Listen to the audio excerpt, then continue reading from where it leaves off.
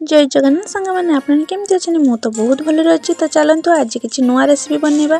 तो बाड़ी में बहुत धनिया पत्र होता है मुझे धनिया पत्र का चुन चुन कर काटि नेली। से गोटे कैप्सिकम गोटे गाजर गोटे हाफ इंच अदा 4 फड़ा रसुण 3टी कंचा लंका आउ से गोटे पियाज दे भल भाव गोटे पेस्ट बन ना।